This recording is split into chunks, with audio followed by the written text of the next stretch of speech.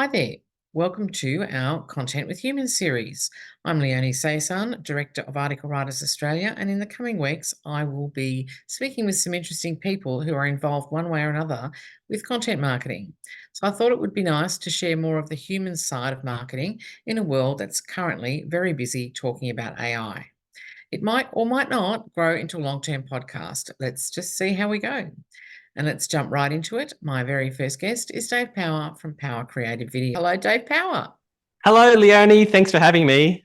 You're welcome. So, Dave, I've actually known you for quite a few years now, and I've seen you do a range of work from capturing customer testimonials to video coverage at national events and conferences. And then, of course, in between jobs, you're living it up beachside in Lake Macquarie. So, tell me, what does a week in the life of Dave Power look like?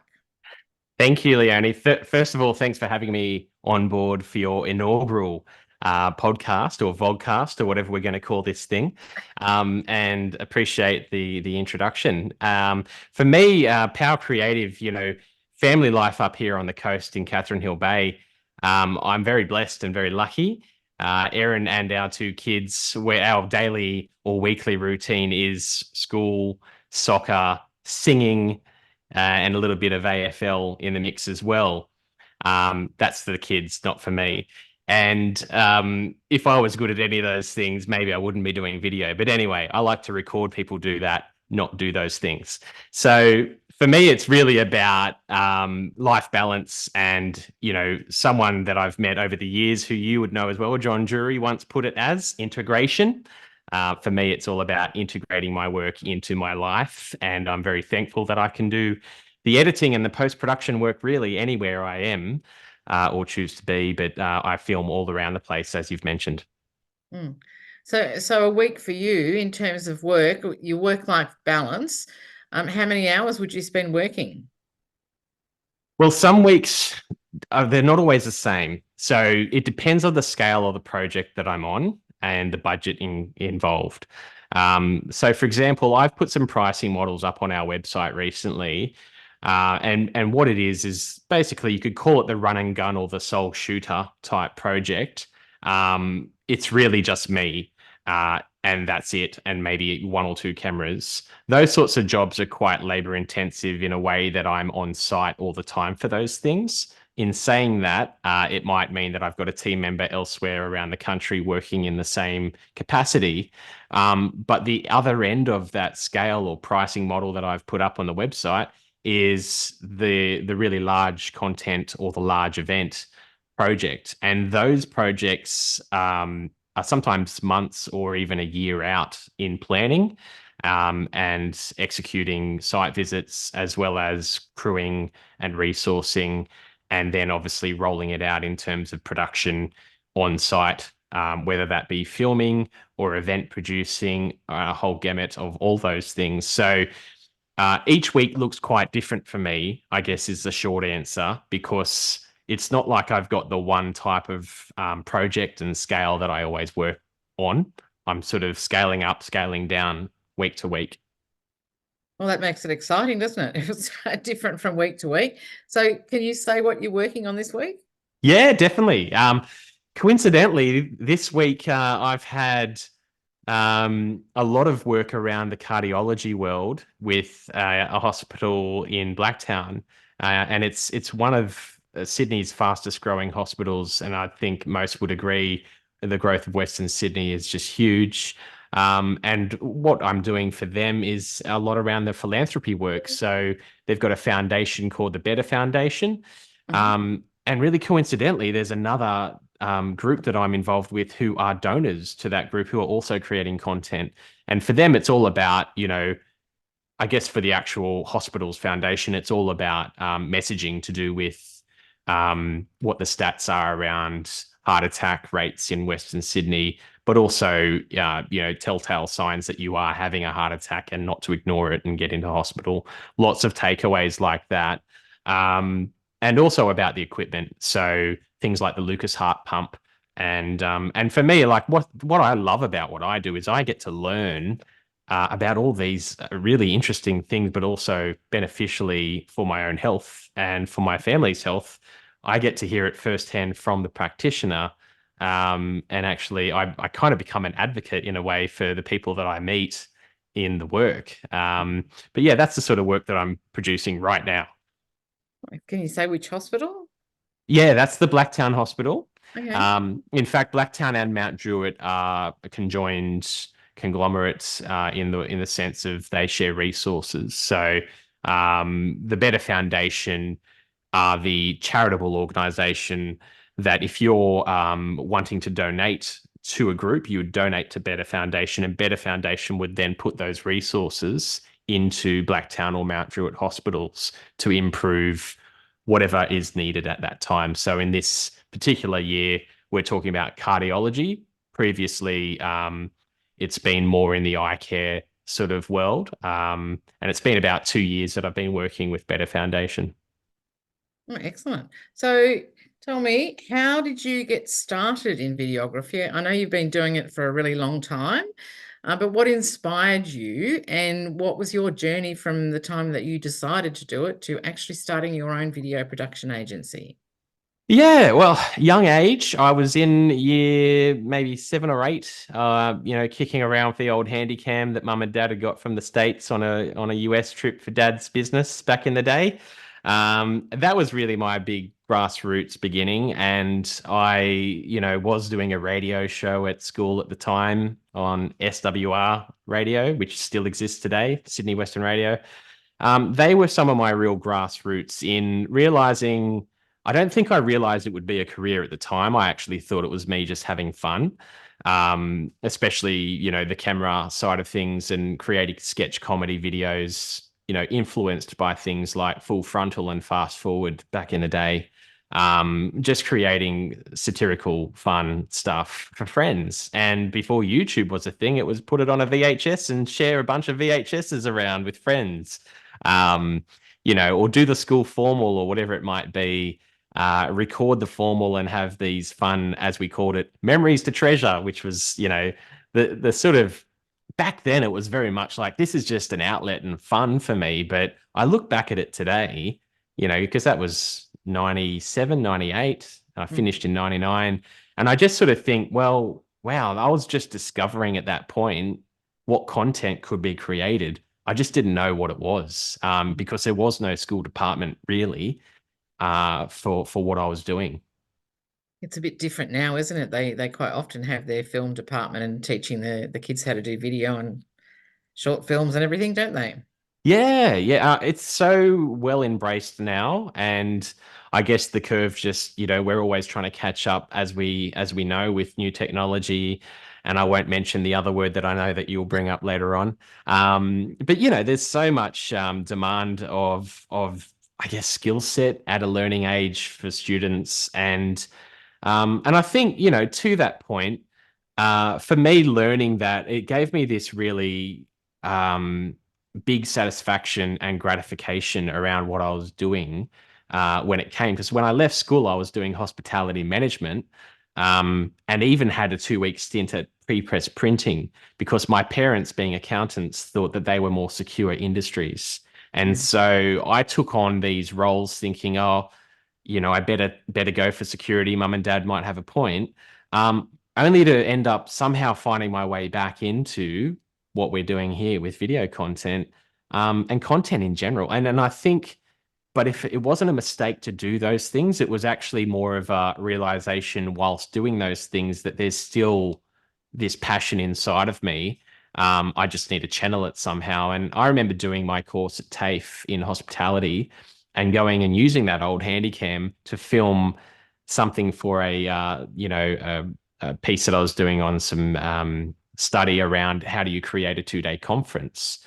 And it Mm. was meant to be more around, event manager planning type piece. But of course, I filmed everything that I was talking about and went and filmed a walkthrough of the old Sydney Hilton up the old escalators through the old mirror walls and everything. And I should actually find that footage because that's my origin story, really, about how Power Creative was born out of the need to try and explain. And instead of writing it on a boring old document and handing over a piece of paper to my TAFE teacher, I wanted to put it Mm. creatively. And so it was funny at the time. Teachers were saying, "Dave, why aren't you doing film and television?"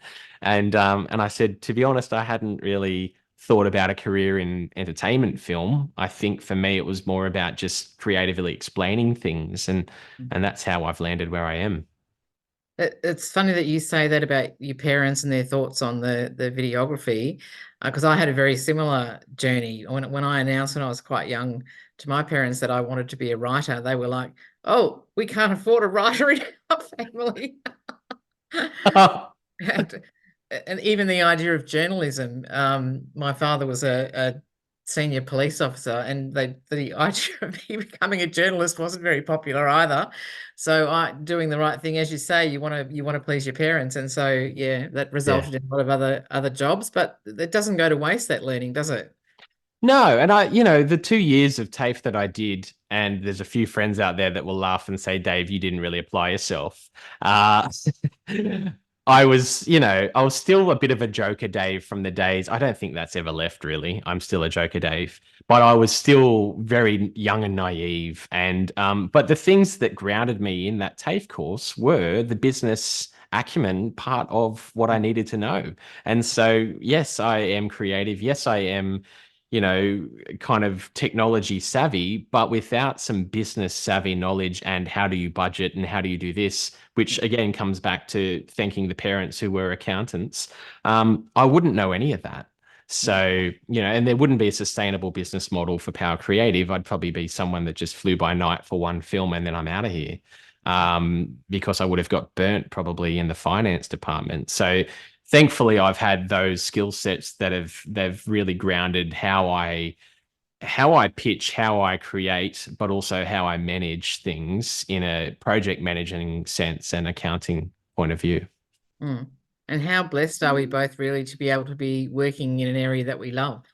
Yeah, 100%. I always tell like everyone I meet, I don't even feel like I'm going to work half the time. Like it is just so much fun. And it's actually more how much do I dial down the Dave element Don't dial down, Dave. because there's certain times where you want to be on Dave mode or off Dave mode in serious situations. So I need to remember where I am, stay professional, and keep it above board and be, here for what I'm meant to be here for. Yeah. So I know that you're quite active on social media and you showcase your work quite a lot. Is that the main activity that brings your work in, or do you do a whole range of marketing activities?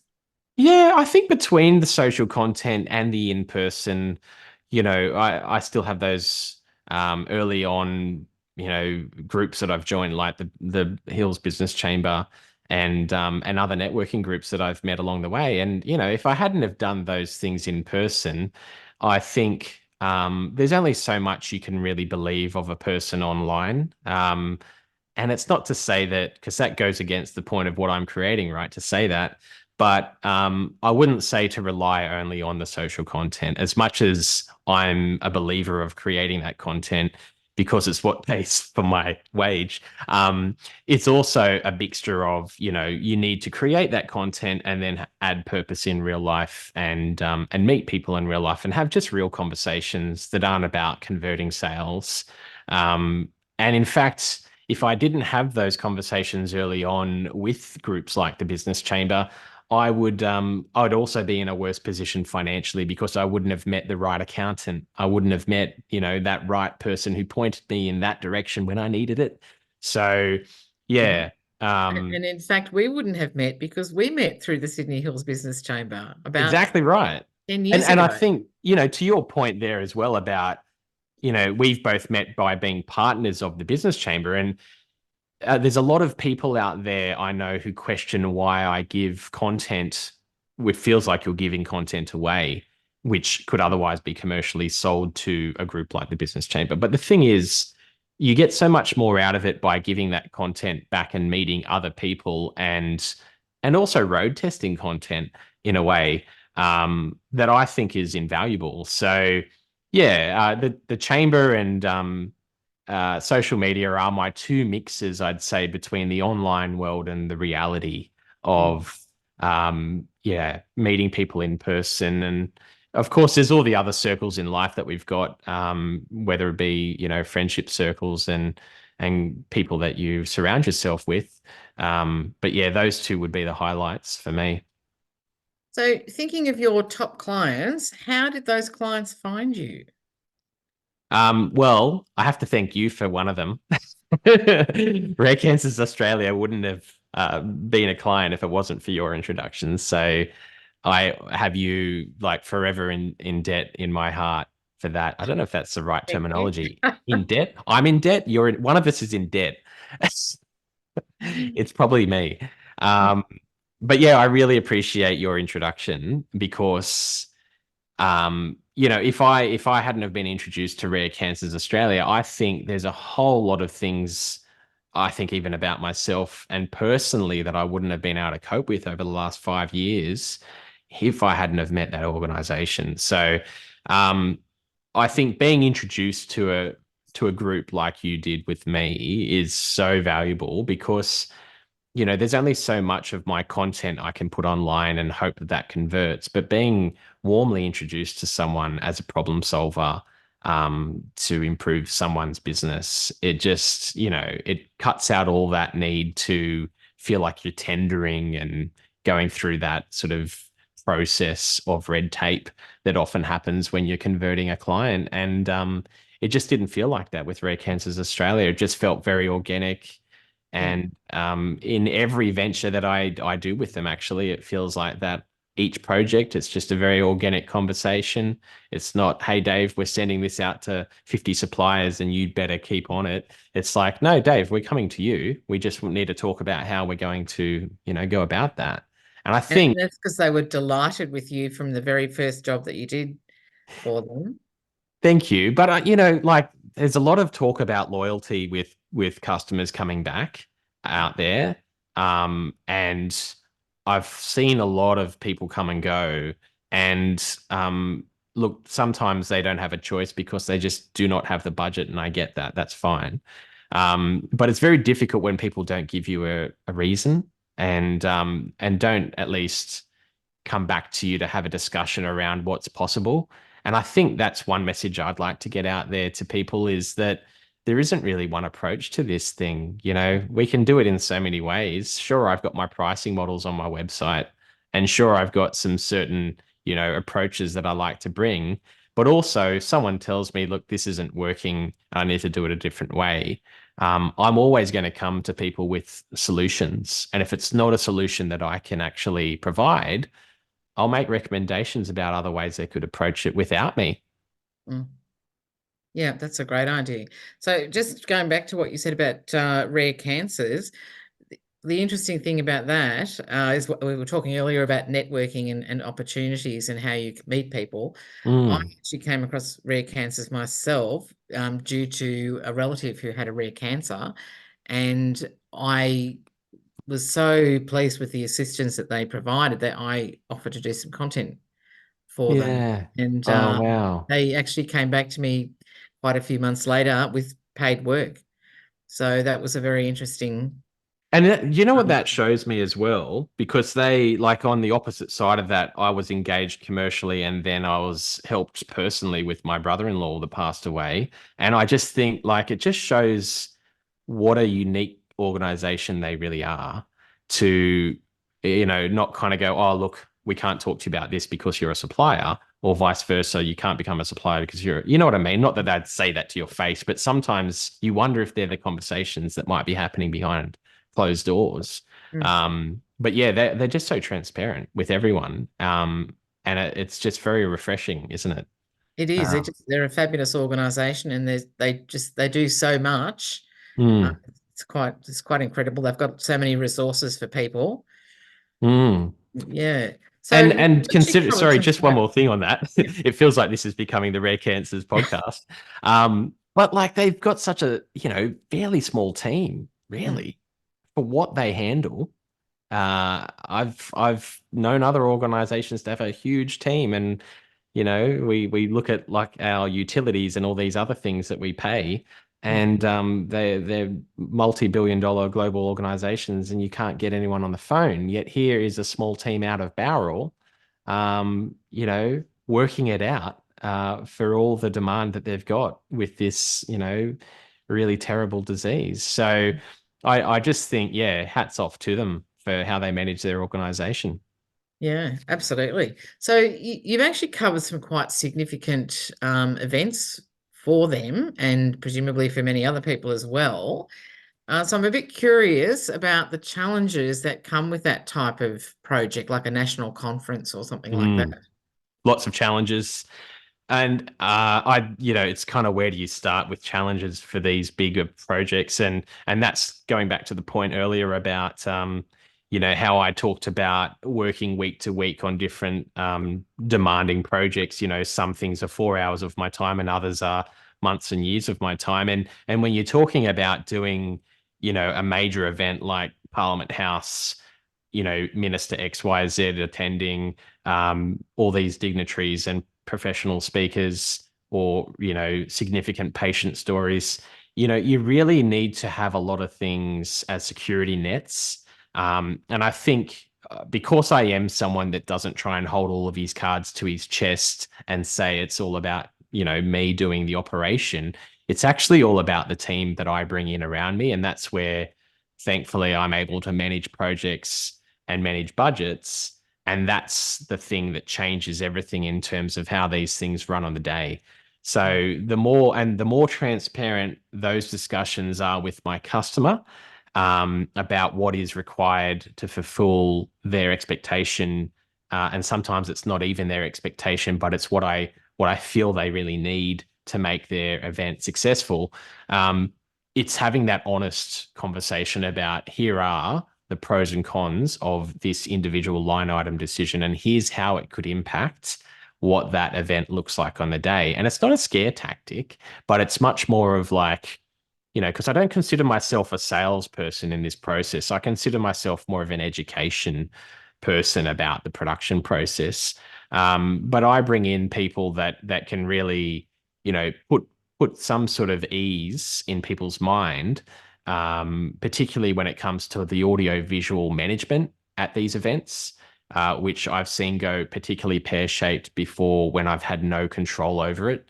And unfortunately, that can happen. And I don't want to be pointing fingers in the industry, but there's always something in the line that, damn, that wasn't in our budget to do that. We didn't have any control, and it was a third party doing it. The client insisted on doing it this way. Isn't that a shame? And there's not much I can do about it. So I always just try and not like, you know, whip people on the knuckles for bad mistakes or anything, but just sort of say, hey, look, the learning from this is, why don't we go this way instead of that way? I think this might work better. Even like right now we're recording in Zoom, and quite often people assume that Zoom is the thing to do when you're going to do a hybrid event, but the risks around running a Zoom hybrid event are extremely high. And so my precursor to that is, it's a lot safer to put it onto Vimeo, which is a paid, I know Zoom's paid as well, but it's a very premium paid account on Vimeo.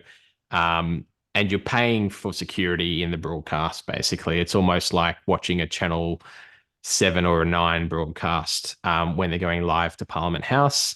And you've just got this secure network when you're putting it out this way. But the challenge is always, what is the interaction with the online audience? How does that look? How do they, feel like they're still part of it in being online, watching on Vimeo? And that's where you introduce other ideas like Slido, chat feature, and all these other things that allow them to still contribute to the dialogue of the event.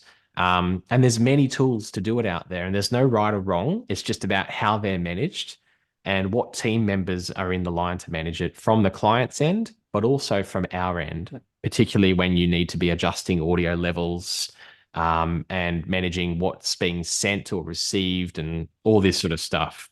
Who the MC is on stage, how they're receiving that intel online, and how they now getting that information to speak about it in the room. All of Mm. those things have to be really thoroughly thought through. And again, by having a team around me, it's not all in my head.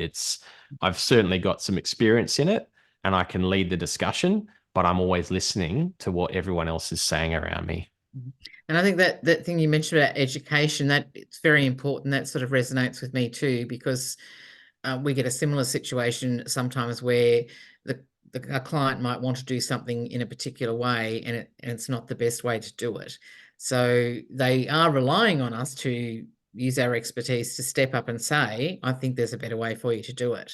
Mm, exactly right. And like it'd be like me going to a builder and expecting the house to look a certain way, but there's, fundamental reasons why that doesn't work for the foundations or whatever it may be. And you're there buying their service for a reason because they've got the professional expertise and accreditation and everything else. I mean, you and I maybe aren't accredited like a builder are, but we've got the years under our belt to at least give examples of what did or didn't work in certain situations. Yeah. And I think most often they appreciate that. Mm. You Yeah. are, they don't know. They've got a limited perspective based on their own experience. And if you show them a better way, in my experience, 9 times out of 10, they're like, "Oh, thank goodness. Okay, that's a much better idea." Yeah. And sometimes it is trial and error. Like there's plenty of times where we might be on set shooting something and say, could we try it this way? And you just show them and you do it that way, and let them watch it back, and they'll soon realize it does or doesn't work. Mm, And so it's not about sort of, no, no, I told you so. It's more like, oh, it yeah, could work. Why don't we just give that a go and yeah, check it out? Because we've all got great ideas, and sometimes, having fresh eyes on things as well from the outside of the industry isn't such a bad thing. If people mm, have seen something that really has worked online and we haven't done it, we're going to try it, mm, and we're going to see how it works for anyone. So, mm, yeah, I think there's that fine balance, isn't it? It's like a seesaw of mm, what is happening out there that could potentially be matched. And I often do say to customers, if there's anything you've seen online that isn't in my portfolio, because I don't expect them to go back searching my entire, you know, website catalog because there's way too many things to look at. Um, it's more about, hey, what is your competitor doing that mm, that you've seen that you would like to do better? Or what have you attempted to do in the past that you thought worked but could have been better? And that's usually the start of most conversations. mm, yeah. So with the national conferences and that type of job where you've got boots on the ground in multiple locations, tell me what's the worst or the funniest thing that's ever gone wrong for you, and how did you deal with it? I thought a lot about this. In fact, yesterday I was saying to Erin, my wife, because she don't give her enough credit because she does a lot in the background and people don't often see her because she likes to be the introvert. Um, but she and I were discussing, the regular thing that comes back quite a lot is, and it's not to say we fail a lot, but it's that decision. It's similar to what we've just discussed about sometimes a client feels that a certain thing is going to be better than what it actually is. The crucial ingredient that I'd say comes up a lot is getting a professional interviewer to come in and help narrate things, or help them off camera in talking. Like right now, you and I are talking to each other. I've got an auto cue on camera and I'm eyeballing you so that I'm looking at the lens. But there's other times where I'll have an interviewer off to the side, so that I want them to be looking over here because it feels warmer to the audience not to be stared at down the lens like I am right now. So if they're looking over here, it feels good. I've had clients refuse to have the interviewer on the budget, partially because they think it is a budget decision to cut them, partially because they feel like, oh, no, I know what I'm talking about. I've got this. I'll just be able to wing it on the day. Now, unfortunately, what happens a lot is that nerves gets better of them. Perhaps there's something distracting in the background that I can't control. And these are all things that an interviewer will just nail down. And it's not even, again, taking the sales hat off and being the educator. It's not about me making money here. This is about them actually securing some insurance on investing in the video in the first place. Mm, Why would you have someone come along and film you and then deliver something that can't be used? You know what I mean? You're wasting yeah. potentially $3,000 to $5,000 in the process, And I've had that happen where someone said, Dave, we should have listened to you. Um, and it's not standoffish or anything like that. It's just like, come on back, we'll do it again another day with the interviewer. That's fine, you know. Yeah. Um, And it, I've seen it's you work with an interviewer. Um, who was it? Give her a plug. Yeah, Christine Hurd is my go-to for most of my interviews, but there are a few others as well. Amber is also amazing, Amber Danes, and Stephen Lee. There's quite a few, and the common thread that they all have is ex-journo. They've all had SBS, ABC, etc. They've created stories for an online viewer or a TV viewer, and they understand about succinct messaging, not waffle. I'm a waffler, and most business operators are wafflers. Cut the waffle, get to the point. What's your 5-word statement? Boom, boom, boom. And that's like you have to learn that. You don't just wing that. Someone has to tell you how it works. Mm. So broadly speaking, what makes a corporate video effective and engaging? I'd say the dialogue is one of the key ingredients of a corporate video being engaging, particularly when it comes to succinct messaging and having someone not waffle and speak direct, um, but also a well thought out storyboard. Uh, Meaning, for those who don't know what a storyboard is, um, what do we see on screen? What's the first thing we see on screen? What are we hearing on screen? What's the message that's coming through, and how does it flow?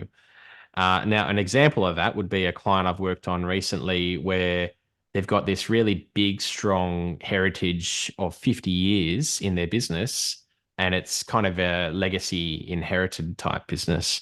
And you want to pay tribute to the past, you want to talk about now, you want to talk about the future. And so there's almost like this story arc that you want to feature. And I think for any business who's considering what their video storyboard is, it's important to recognize each of these elements that are in their story and work out what that flow is and in which order and how much focus we put on each element. Um, and then also, who are the key people speaking about that? Is it the founders of the business? Is it the staff in the business who run it, the operators of the business? Is it maybe meeting the original founder or reflecting on old archive footage or photos a lot of people probably have more likely 50 years ago? Mm. So there's lots of these sort of factors that need to be considered when planning a corporate video. And I think the other keynote to recall on the word corporate video, the language of what is a video is now changing. There's no longer a single video that someone has on the website. It's actually several. You might have the original, what's known as corporate video, become the origin story video, or whatever that word is you want to call it. It's video one on the list. And what is video two? Maybe it's their product or service. What is video three? Maybe it's their customers talking about them, the testimonial. What is video four? The process, maybe how do we go about what we do? There's all these sorts of segments, and think about all of the text that's on a website that can be dumbed down into 5 videos or less. Mm. And so, yeah, it's really about, for me, strategizing where that company is at, company or business or individual, small business owner, and saying, okay, here are the assets you've already got. What are we creating today? Where does this fit in the timeline of content that you've already got? Or are we starting from scratch? Where do we go? Yeah. And so that you mentioned the storytelling aspect of the creating the corporate video and weaving in the history. And that's so important, isn't it? Because I mean, I've seen a lot of very boring videos out there where they start with the history and they do everything in a chronological order. And it's, Yeah. no, Yeah. I don't care about the history. Well, that's exactly it. You don't want to bore your viewers today about what happened 50 years ago. And so there's, again, this fine balance of respectfully remembering where you've come from, Mm. but also, hey, what's relevant now to the person that's watching this? But I think that's where potentially cutting your video up into segments is also a smart idea so that you've got all these subject matters that can be covered, but you only get a tease of it in that first video. And then, do you want to find out more about the origin? Let's head over to the origin video. Want to Yeah. find out more about now? Let's go to now. and you're teasing people in and out of what their interest is. So is there an ideal length for corporate videos or even for customer testimonial videos, which I know you do quite a few of those as well? 3 to 4 minutes feels like the most regular time that I would be creating for most of those pieces, particularly the customer story or the business profile video or the corporate video. Um, Purely because there is a little bit of ground to cover. And if you try and do it in 30 seconds or 60 seconds, you're probably going to undercook things. And that's where strategy around maybe a 3 to 4 minute that exists on YouTube and exists on your website, but also having a 30, 60 second cut down that just teases people on social is crucial. You probably don't want to put the 3 to 4 minute version out on social media, um, unless you really feel like, look, that's something you're going to keep pinned at the top of your page and it's the thing that people can go to. Maybe there's no right or wrong answer. I think in that you've just got to think about what the strategy is and then move forward with it. Mm. So how do you approach the storytelling side of it when you're producing customer testimonials? Well, that's where I think my key ingredient of the journalist comes in as well. So quite often the journalist is getting that background detail. They're speaking ahead of time before we pull any camera equipment out, etc., to the experts of the subject matter about what is the key ingredients in this script, and they're generating to add to that storyboard some dialogue. And sometimes it's not a verbatim script, but it might be here's talking points A, B, and C that we'll cover in the first part of the dialogue.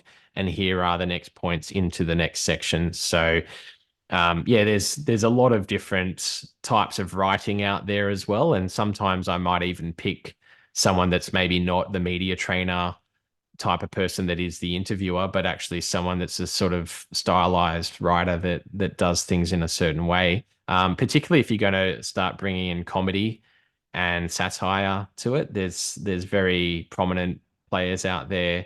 There's so many of them to choose from. Dave, you have to Um, come to me for that. I'm quite funny. No, but like you no, look I'm at not sure sarcasm counts, but that's okay. but yeah, you look at, what is the style, what is the format, and obviously also availability. If a timeline is there and the client needs things done at a certain pace, basically you may not have the full list of people to choose from. It might be a case of who's available. Okay, let's write this. Yeah. Um, and for a lot of clients, that's all they need. They don't need it, particularly formatted in any particular style or tone. And most writers can adapt that anyway. Um, but there's been one or two projects in the past where it's like, I really want to find a comedy writer. Yeah. And in fact, a personal project I did for my wife, Erin, was I got someone to write a Mexican/Spanish themed song about Erin's life for her birthday for her 40th. Because she loves Mexican food and Spanish food, and she kind of looks a bit Spanish. And yeah, it was gold. And what happened was that comedian spoke to all of her friends and got all these little gossipy stories from her youth and pulled that together into this beautiful, song. And it was so funny. I'm not sure she's going to like me telling you about it, but Ah, there's an example of why that style suited that need. And in that case, I'm the customer asking for a particular yeah. thing that I think would be relevant to the viewer. So, I think if any business owner is thinking about who their viewer is, there's all this brand strategy that we hear about, personality of your business, what suits you. Are you the guy on the horse from that, American what is it? The American aftershave brand. Um, Oh, Brute. Is it Brute? it's one of those, Brute but 33 or something?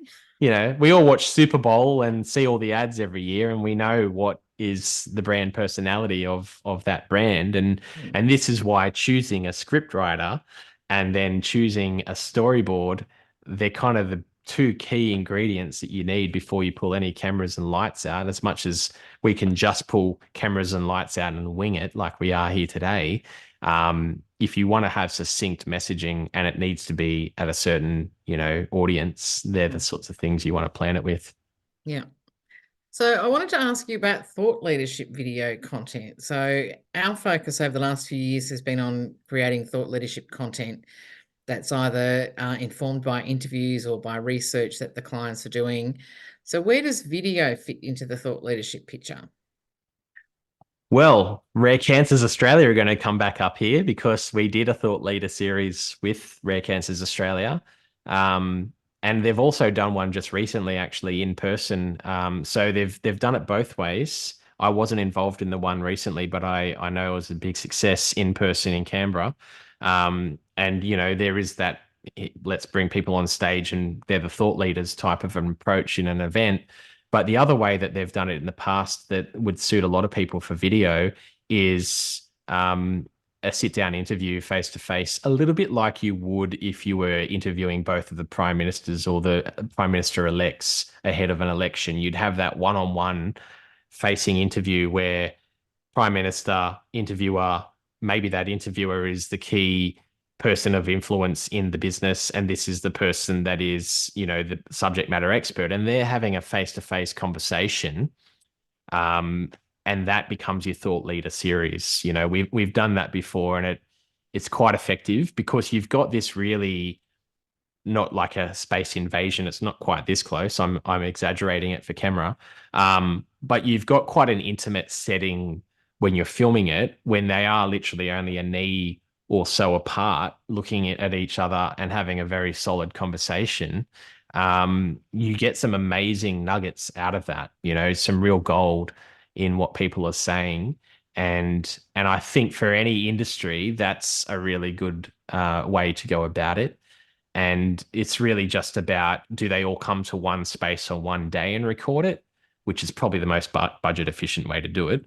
Or do we travel a crew, which we have done for Rare Cancers Australia, because the person who was the leader, they were very important people that needed to be in their space and couldn't possibly fly anywhere else for it because they're in that treatment or research space in various, hospital organizations around the country. So you also, if you are creating content around thought leader subject matter, you don't want to inconvenience the thought leader, I think is probably the learning on that one.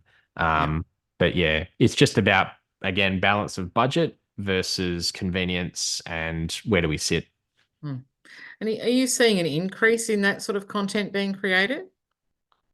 Yeah, I've definitely seen a lot of it, and I think particularly when you look at podcasts like what we're doing now, um, all the old pull the mic into the shot type podcasts that everyone's doing. Can I tell you, I'm actually not a fan of the pull the mic in the shot thing. I'm not.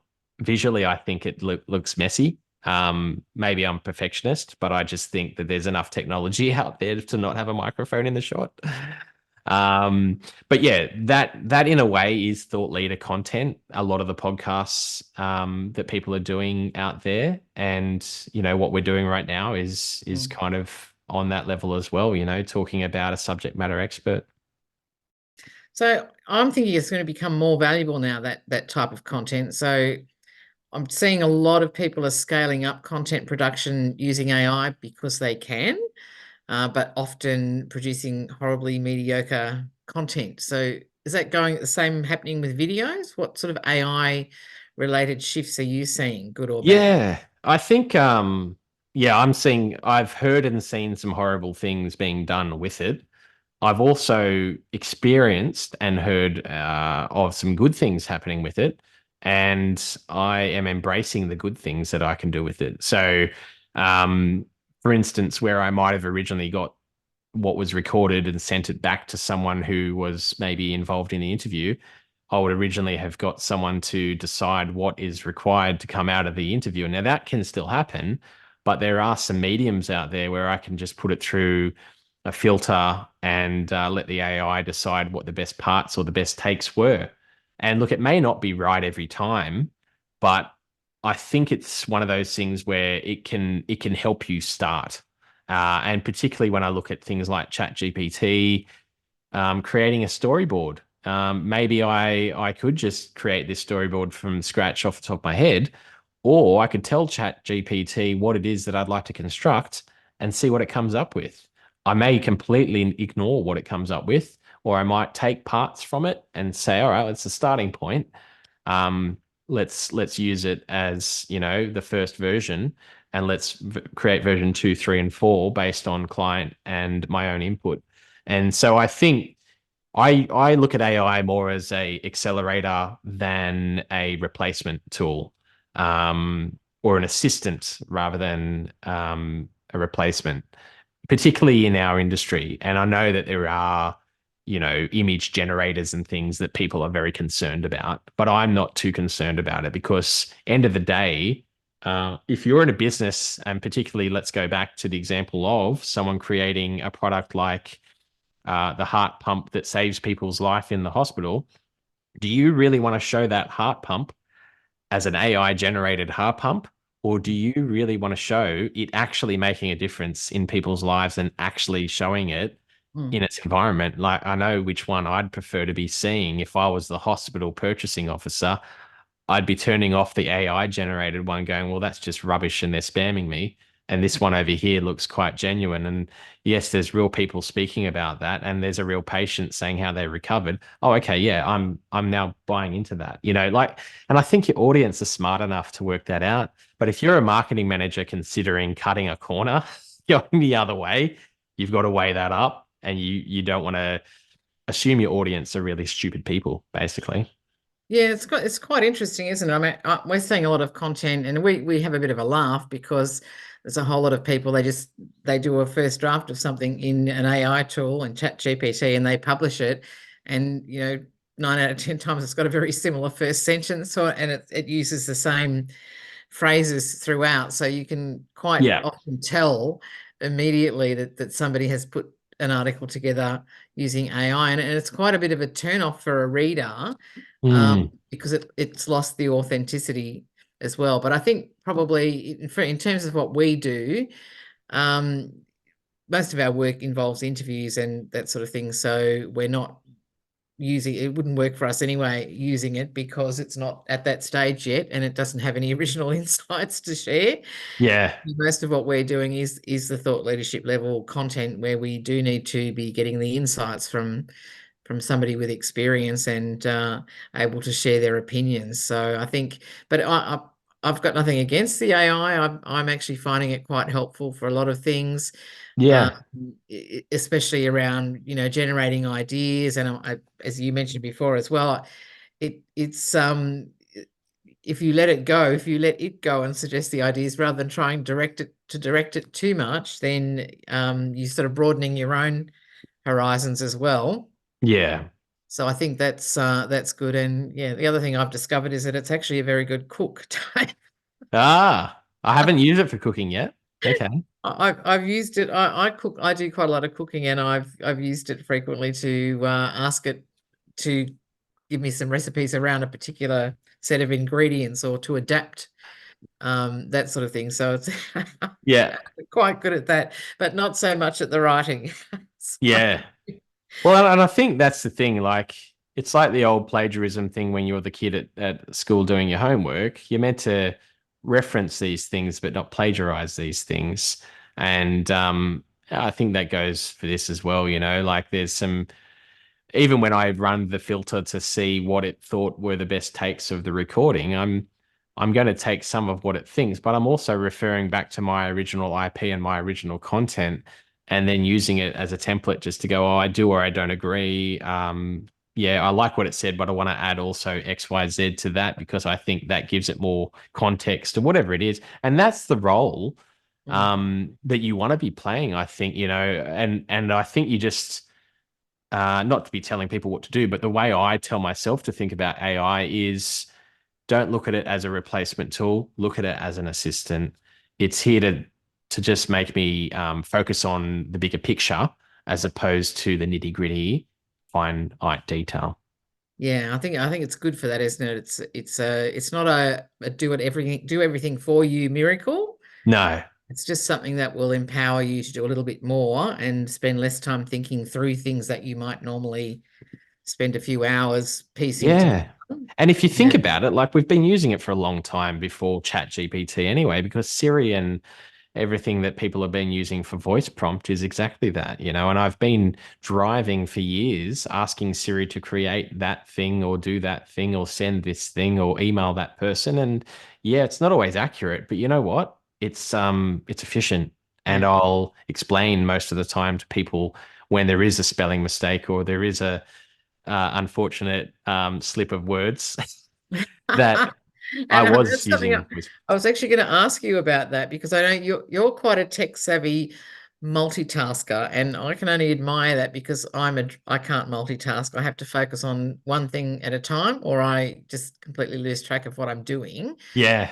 And I know that you're always on the move, Yeah. and I'm sure that you've found some really great tools to improve your productivity around admin tasks. So I'm Oh, hoping you might share those. yeah, 100%. I think, between my calendar and Evernote, they're where I live, and obviously a lot in Zoom like we're doing today.